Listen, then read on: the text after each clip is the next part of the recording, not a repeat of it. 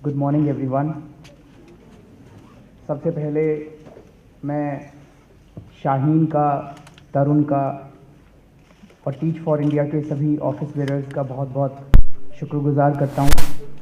I am really grateful to them कि आज उन्होंने मुझे यहाँ पे बुलाया, आप सब लोगों से बातचीत करने का मौका दिया, इतनी इज्जत बख्शी। Thank you so much Shaheen. अभी मैं बाहर शाहीन से बात कर रहा था और टीच फॉर इंडिया वैसे तो मैंने काफ़ी पता किया था and I know about Teach for India for a long time, लेकिन जो उन्होंने पूरी जर्नी के बारे में बताया that is really very inspiring and I really congratulate Shaheen and her team for providing this leadership. पहले Akanksha was the name of the organisation, Akanksha, and now Teach for India. I think it's truly an amazing job that they have done. Congratulations to the whole team.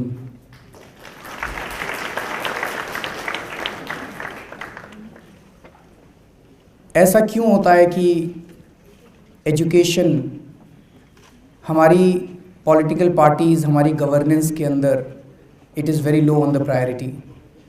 पिछले एक साल में आपने पहले Delhi elections को witness किया, फिर लोकसभा इलेक्शंस आए और अब फिर दूसरे कई स्टेट्स के इलेक्शंस हो रहे हैं। आपने किसी भी पॉलिटिकल पार्टी को एजुकेशन के बारे में बात करते हुए देखा ड्यूरिंग इलेक्शन कैंपेनिंग? किसी को बात करते हुए नहीं देखा। जबकि अगर आप एक आम आदमी से पूछें, उसके लिए उसकी सबसे बड़ी प्रायोरिटी उसके बच्चों की शिक्षा है। तो जनता के लिए सबसे बड़ी प्रायोरिटी हमारे बच्चों की शिक्षा है, लेकिन पॉलिटिशियंस के लिए, पॉलिटिशियंस इसके बारे में बात ही नहीं करते हैं, एजुकेशन के बारे में बात ही नहीं करते हैं, पार्टीज़ इसके बारे में बात ही नहीं करती हैं। आज अगर बॉम्बे स्टॉक एक्सचेंज 400 पॉइंट से गिर जाए तो पूरे देश के अंदर हंगामा मच जाता है, सारे मीडिया वाले भी लिखते हैं, सब कुछ लिखते हैं, जैसे पता नहीं क्या भूचाल आ गया। अगर आज गवर्नेंस की हम बात करें तो फिर हमारी जीडीपी की बात की जाती है, जीडीपी ग्रोथ रेट की बात की जाती है, लेकिन शिक्षा की बात कोई नहीं करता। क्यों नहीं करता? इसके ऊपर थोड़ी सी चर्चा करनी ज़रूरी है। लेकिन पहले ये समझना चाहिए कि शिक्षा का ऑब्जेक्टिव क्या है। What is the objective of education? Gandhi ji कहा करते थे जब उन्होंने नई तालीम के बारे में बात की थी, 3 ऑब्जेक्टिव्स हैं। एक है अच्छा इंसान बनाना, दूसरा है अच्छा नागरिक बनाना, और तीसरा है बच्चों को अपना परिवार पालने के लिए, अपना पेट पालने के लिए, रोज़गार के लिए तैयार करना, so that when they grow up they are able to earn from themselves. ये 3 ऑब्जेक्टिव्स हैं और मुझे लगता है कि आज हमारा एजुकेशन सिस्टम शायद इन तीनों ऑब्जेक्टिव्स में फेल करता है। ना तो वो अच्छा नागरिक बना पा रहा है, ना वो अच्छा इंसान बना पा रहा है, और मुझे लगता है डिग्री लेने के बाद धक्के खाते हैं हम लोग नौकरी लेने के लिए, ना वो उनको रोज़गार के लिए तैयार कर पा रहा है। हमें भी अपने दिन याद हैं जब रट्टा मारा करते थे बैठ के। बेसिकली हमें किताबें दे दी जाती हैं, क्लासरूम में जाते हैं, रट्टा मार के पढ़ लेते हैं, फिर रट्टा मार के सिविल सर्विसेज के एग्ज़ाम भी क्लियर कर लिए, फिर रट्टा मार के तो रट्टा मार के पूरा सिस्टम चलता रहता है। कहते हैं हमारे देश में पॉपुलेशन बहुत ज़्यादा है, 120 करोड़ 125 करोड़ लोग हैं। मैं मानता हूँ पॉपुलेशन ज़्यादा है। जिस चीज़ को आज हम लाइबिलिटी मान रहे हैं पूरी दुनिया, उसी चीज़ के लिए आज हमारे देश में ये सारी एमएनसीज, मल्टीनेशनल कंपनीज हमारे देश में क्यों आती हैं? Because we are a great market. हमारे देश में बहुत बड़ी मार्केट है। And what is the market? It's this 120 crore people. हमारे देश में ये लोग हैं। अगर इन 120 करोड़ लोगों को इनकी क्वालिटी अच्छी कर दी जाए, and what you mean by quality? Education and health. अगर हमारे देश के सारे लोग अच्छे पढ़ लिख जाएं, अगर हमारे देश के लोग हेल्दी हो जाएं, स्वस्थ हो जाएं, तो जिसको हम ये लाइबिलिटी मानते हैं, this can actually turn into a huge asset, और हमारा देश इतनी प्रगति कर सकता है कि पूरी दुनिया को पीछे छोड़ सकता है। ये 120 करोड़ लोग इतनी, अगर हम इनको शिक्षा दे दें, अच्छी शिक्षा दे दें, क्वालिटी एजुकेशन दे दें, एक्सेलेंट एजुकेशन दे दें, तो हमारा देश बहुत प्रगति कर सकता है। मैं 2 बातें दिल्ली के एजुकेशन सिस्टम के बारे में करना चाहूँगा, and I assume that most of the rest of the country also has similar education system. Delhi में 2 तरह के स्कूल हैं, सरकारी स्कूल और प्राइवेट स्कूल। गरीब का बच्चा सरकारी स्कूलों में जाता है। सरकारी स्कूलों में पढ़ाई बहुत ख़राब है, और वहाँ पे आप लोग टीच फॉर इंडिया के फेलोज़ जाते हैं, उनको पढ़ा रहे हैं, उनको इम्प्रूव करने की कोशिश कर रहे हैं। और दूसरा है, थोड़ा सा भी अगर पैसा किसी के पास आ जाए तो सबसे पहले अपने बच्चे को प्राइवेट स्कूल में भेजने की कोशिश करता है। आज प्राइवेट स्कूल्स की भी अकाउंटेबिलिटी नहीं है, बिकॉज जिस किस्म का डोनेशन का सिस्टम है, जिस किस्म का फीस का स्ट्रक्चर है, और सरकारी स्कूलों में तो पढ़ाई का बुरा हाल है। तो एक तरह से ये हो गया कि अगर आपके पास पैसा है तो आप पढ़ा सकते हैं, अगर आपके पास पैसा नहीं है तो you are actually dependent on the charity of a few large hearted individuals. अगर कोई कहीं पे टीच फॉर इंडिया के फेलोज़ आ गए तो अच्छी एजुकेशन मिल जाएगी, और अगर किसी स्कूल की किस्मत अच्छी नहीं है कि वहाँ पे टीच फॉर इंडिया के फेलोज़ पहुँच सकें तो वहाँ तो बहुत ख़राब एजुकेशन है। So education can not be a matter of charity, education has to be a matter of right.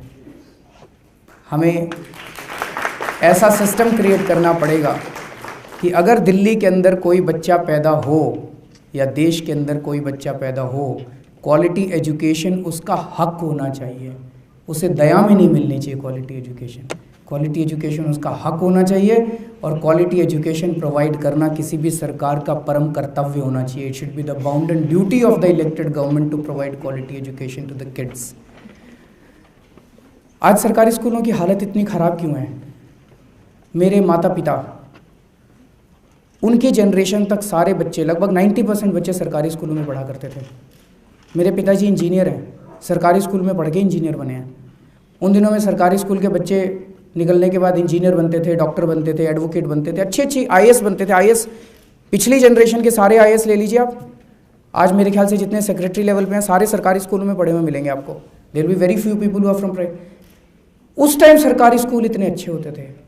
आज सरकारी स्कूलों की हालत इतनी ख़राब क्यों हो गई है? धीरे धीरे वेस्टेड इंटरेस्ट हैव क्रेप्ट इन। और अब जब हम ज़्यादा पॉलिटिक्स में इंटरेस्ट लेने लगे हैं तो पता चला अच्छे भी हैं प्राइवेट स्कूल, कई अच्छे हैं, अच्छी संस्थाएं भी चला रही हैं, ऐसा नहीं सब गलत हैं, लेकिन कई सारे प्राइवेट स्कूल्स एक्चुअली पॉलिटिशियंस के हैं। शिक्षा मंत्री कोई होता है, उसके अपने स्कूल चल रहे होते हैं, एमएलएज के अपने स्कूल चल रहे हैं, मिनिस्टर्स के अपने स्कूल चल रहे हैं। तो जब तक वो सरकारी स्कूलों को कबाड़ा नहीं करेंगे तब तक तो यहाँ पे बच्चे नहीं आएंगे ना। अगर सरकारी स्कूल बहुत अच्छे हो जाए तो प्राइवेट स्कूलों को कौन पूछेगा? तो पहले सरकारी स्कूलों का कबाड़ा करना पड़ेगा, तभी तो प्राइवेट स्कूल इनके चलेंगे। तो इसीलिए ये वेस्टेड इंटरेस्ट जो क्रिएट हो गए एजुकेशन सिस्टम के अंदर, and you will be surprise to know, अभी आने के पहले मैं गूगल सर्च किया, 48,500 crore rupees of black money is given as donations in black in the private schools.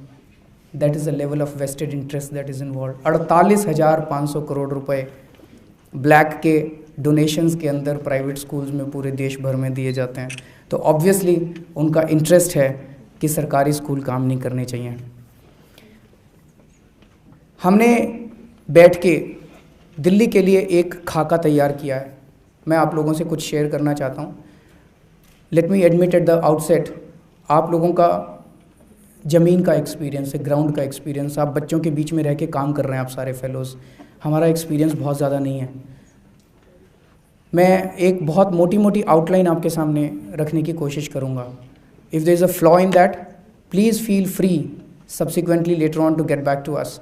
But I would encourage you today, the reason why I came here was, there was a selfish reason. I want to invite all of you to participate in what we are doing today. हम लोगों के लिए आम Aadmi party में education, single most, education and health, चूँकि यहाँ पे health का इशू नहीं है उसके बारे में बात नहीं करूँगा, education and health are two most important issues for us at Aam Aadmi party. तो इसीलिए मैं यहाँ पे इसलिए आया कि आप लोगों को, मैं आप लोगों के एक्सपीरियंस को हम लोग यूटिलाइज़ कर सकें। आप लोगों ने इतना काम किया है, तो मैं दो चार बातें बताना चाहता हूँ कि हम क्या सोच रहे हैं।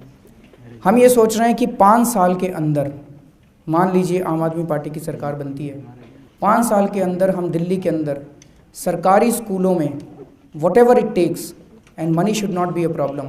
मैंने एक चीज़ सीखी सरकार में 49 दिन के अंदर, कि सरकार में पैसे की कमी नहीं है, पैसा बहुत है, नीयत की कमी है। अगर अच्छी नीयत वाले लोग आ जाए ना सरकार में तो बहुत कुछ कर सकते हैं। तो पैसा इसमें आड़े नहीं आएगा।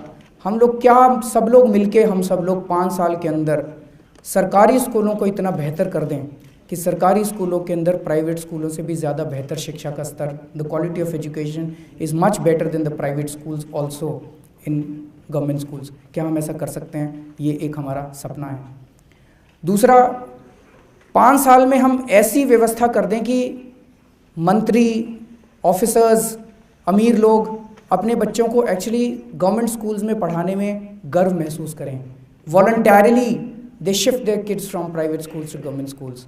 ऐसी व्यवस्था अगर हम कर दें तब मुझे लगता है कि अमीर और गरीब लोग एक साथ, हम प्राइवेट स्कूल को बंद नहीं करना चाहते। We want to improve the quality of government schools to such an extent कि लोग वॉलंटरली अपने बच्चों को सरकारी स्कूलों में पढ़ाना शुरू करें। इसके लिए कई सारी चीज़ों की ज़रूरत है, पर जो सिंगल मोस्ट चीज़ की ज़रूरत है वो है इन्वेस्टमेंट इन टीचर्स। टीचर्स को आज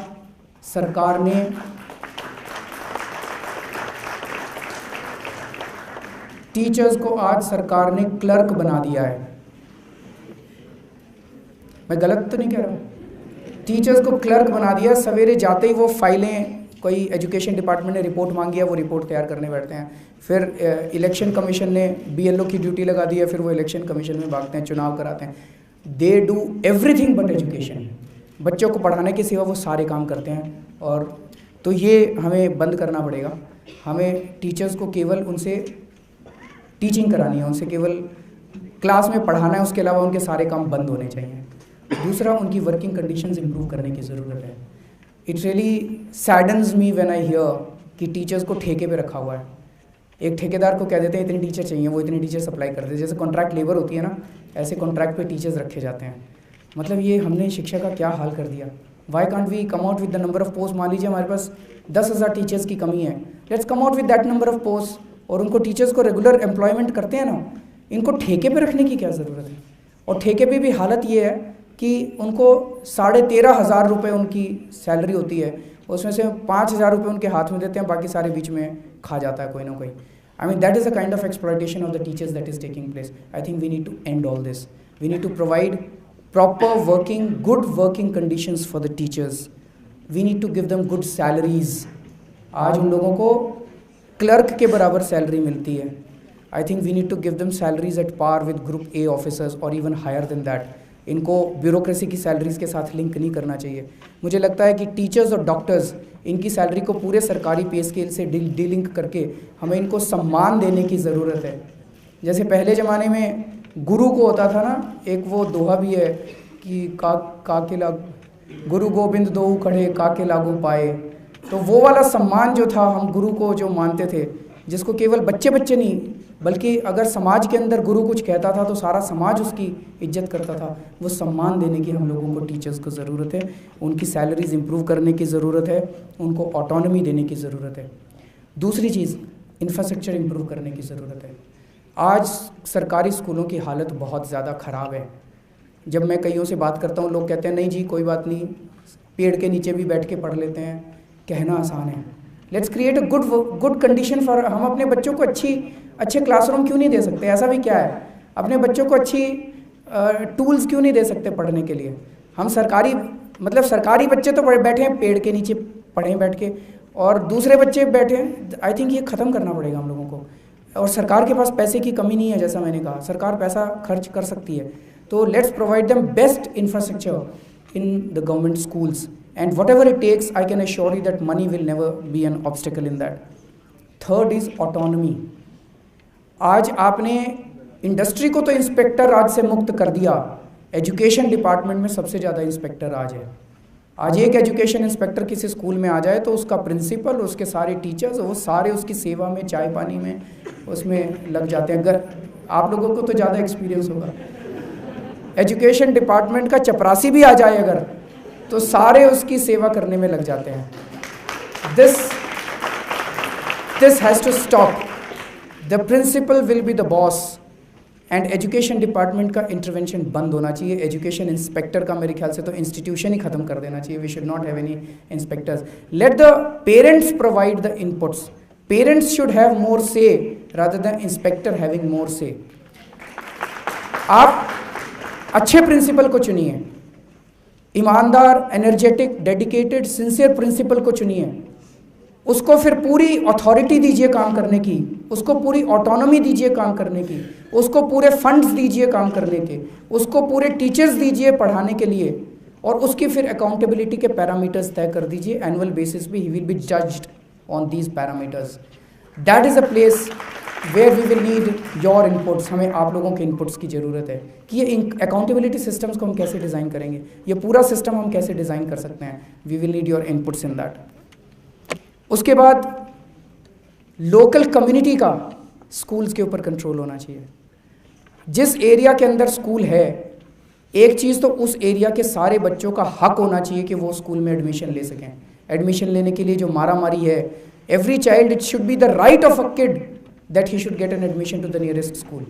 उसका स्कूल में एडमिशन मिलने के बाद वहाँ के पेरेंट्स का, लोकल पेरेंट्स का उस स्कूल के ऊपर कंट्रोल होना चाहिए। अगर उनका कंट्रोल होगा, ये केवल कंट्रोल नहीं होगा, ये अकाउंटेबिलिटी तय नहीं करेगा। लोकल लेवल पे आपको रिसोर्सेज खूब मिलेंगे, वहाँ पे पढ़े लिखे लोग मिलेंगे जो आपको एक्स्ट्रा टाइम में एक्स्ट्रा क्लासेस दे सकते हैं बच्चों के लिए। तो अगर एक सिम्बियोटिक रिलेशनशिप हम लोकल कम्युनिटी और स्कूल के बीच में क्रिएट कर दें तो सरकार को हम साइड कर सकते हैं। And I think the local community will run it's school themselves. ये सिस्टम को डिज़ाइन करने के लिए हम लोगों को, आप सब लोगों की ज़रूरत पड़ेगी। उसके बाद this is about the school education. 12वीं क्लास तक बच्चा पढ़ा और हम चाहते हैं कि सरकारी स्कूलों में एजुकेशन फ्री होनी चाहिए 12वीं क्लास तक। उसके बाद कॉलेज में जाता है बच्चा। आज दिल्ली में स्कूलिंग सिस्टम के अंदर हर साल 5 लाख बच्चे एडमिशन लेते हैं। 5 lakh people enter the schooling system every year in Delhi, और आउटपुट होता है 2.5 लाख बच्चों का 12वीं क्लास के बाद। तो इसका मतलब 2.5 लाख बच्चे कहीं ना कहीं सिस्टम से बाहर निकल गए। वो सिस्टम से बाहर इसीलिए निकलते हैं क्योंकि क्वालिटी इज़ बैड। अगर आप क्वालिटी अच्छी कर दो ना, कोई बाहर नहीं जाएगा, कोई माँ बाप अपने बच्चे को बाहर नहीं ले जाना चाहता। जो 2.5 लाख बच्चे बचते हैं वो कॉलेज में एडमिशन लेने की कोशिश करते हैं, और दिल्ली में कॉलेजेस की कैपेसिटी 1,10,000 सीट्स की है। बाकी 1,40,000 बच्चे धक्के खाते हैं, उनको एडमिशन नहीं मिलता। तो 1,10,000 की सीट है, 2.5 लाख बच्चे एडमिशन लेना चाह रहे हैं। तो नेट रिज़ल्ट क्या होता है? 95% मार्क्स वालों को भी एडमिशन नहीं मिल रहा आज दिल्ली के अंदर। गलत तो नहीं कह रहा? 95% मार्क्स वाले भी धक्के खा रहे हैं, उनको एडमिशन नहीं मिल रहा। ऐसा नहीं कि 95% मार्क्स कम होते हैं, 95% मार्क्स बहुत होते हैं, लेकिन डिमांड और सप्लाई का बहुत गैप हो गया। पिछले 15-20 साल के अंदर दिल्ली में कॉलेजेस ही नहीं खोले गए हैं। सो हमें नए कॉलेजेस खोलने की ज़रूरत है। तो हम ये सोच रहे थे कि the capacity of Delhi, colleges की कैपेसिटी हमें डबल करनी पड़ेगी। तो एक तरफ तो हमें एग्जिस्टिंग कॉलेजेस की कैपेसिटी भी बढ़ानी पड़ेगी, पर हम लोग ने प्लान बनाया कि 20 नए कॉलेजेस दिल्ली के अंदर खोले जाने चाहिए, so that we can reach the capacity of 2.5 lakh at least in the next 5 years. दूसरी चीज़, कॉलेजेस में BA, BCom, BSc डिग्री कर ली, उसके बाद अब क्या करें? फिर नौकरी ढूंढने के लिए निकलते हैं। अब इन डिग्रीज़ के भरोसे तो नौकरी मिलती नहीं है। ये डिग्री, बुरा मत मानिएगा, पर बहुत ज़्यादा यूज़फुल नहीं है किसी भी काम के लिए। तो उसके बाद हमने ये सोचा है कि जो BA, BSc करना चाहे करें, लेकिन इन 20 नए कॉलेजेस के अंदर we want to provide them, we want to teach them how to do business. हम लोगों को सिखाना चाहते हैं। मुझे लगता है इंडियंस आर बॉर्न एंटरप्रेन्योर्स, हमारे खून के अंदर है धंधा करना, बिजनेस करना, हमारे भारत के लोगों के खून के अंदर है। इनको कहीं बिठा दो, कुछ ना कुछ बेचना चालू कर देंगे हम लोग। तो रिक्शा वाला भी एंटरप्रेन्योर है, मतलब एक हॉकर भी एंटरप्रेन्योर है, हर आदमी entrepreneur. It's just that we need to provide them good working conditions.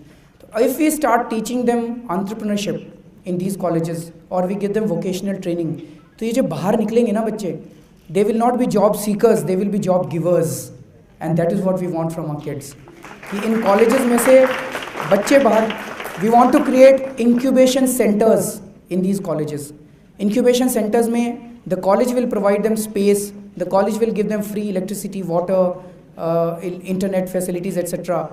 And for 2 years they will give them these facilities. If you have an idea as a kid and you're passing out from that college, तो वो आपको वो जगह देंगे, वहाँ पे आप अपना आइडिया इम्प्लीमेंट करने की कोशिश करो। 2 साल में अगर आपका आइडिया इम्प्लीमेंट हो जाता है, आप बाहर निकल के अपना बिजनेस शुरू कर लीजिए, और अगर फ्लॉप हो जाता है तो आप छोड़ के make way for the next batch, अगला बैच फिर वो उस स्पेस को, उस फैसिलिटीज़ को यूज़ करेगा। So we plan to create incubation centres in all these colleges. दूसरी चीज़ है, आज कॉलेजेस के अंदर भी पढ़ाई बहुत महंगी हो गई है। मेरे को याद है जब मैं IIT खड़गपुर में पढ़ता था, मेरी मंथली ट्यूशन फ़ीस 32 रुपये होती थी, 32 रुपीज़ पर मंथ।